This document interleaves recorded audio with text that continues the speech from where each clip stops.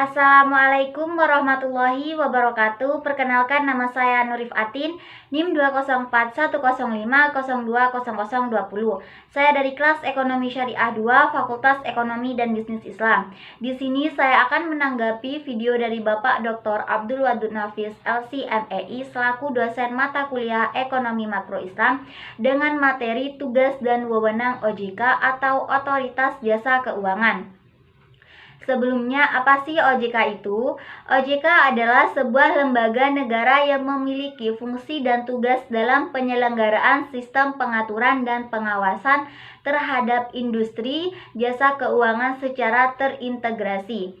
Dalam pengawasan otoritas jasa keuangan, diantaranya adalah perbankan, yang kedua pasar modal, yang ketiga asuransi, yang keempat dana pensiun, yang kelima lembaga pembiayaan, dan beberapa lembaga jasa keuangan lainnya.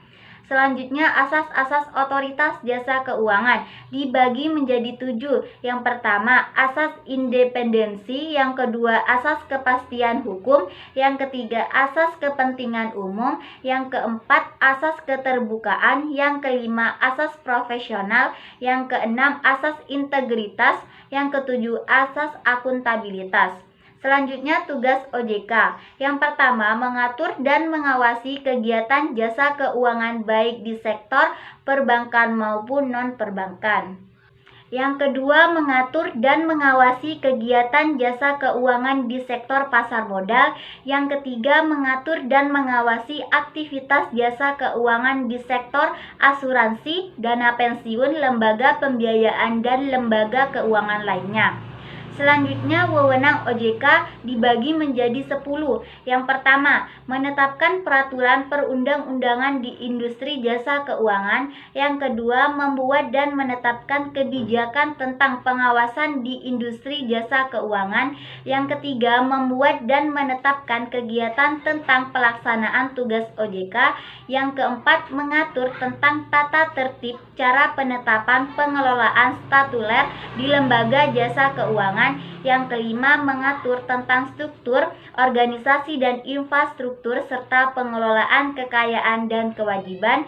Yang keenam, membuat dan menetapkan peraturan tentang tata cara pemberian sanksi berdasarkan peraturan perundang-undangan yang berlaku di sektor jasa keuangan. Yang ketujuh, membuat dan menetapkan kebijakan mengenai tata cara pengawasan terhadap industri jasa keuangan. Yang kedelapan, OJK dapat melakukan pengawasan, pemeriksaan, penyelidikan, dan perlindungan konsumen dan tindakan lain terhadap lembaga jasa keuangan. Yang kesembilan, memberikan sanksi administratif kepada pihak yang melanggar peraturan perundang-undangan di sektor jasa keuangan. Yang kesepuluh, OJK berwenang memberikan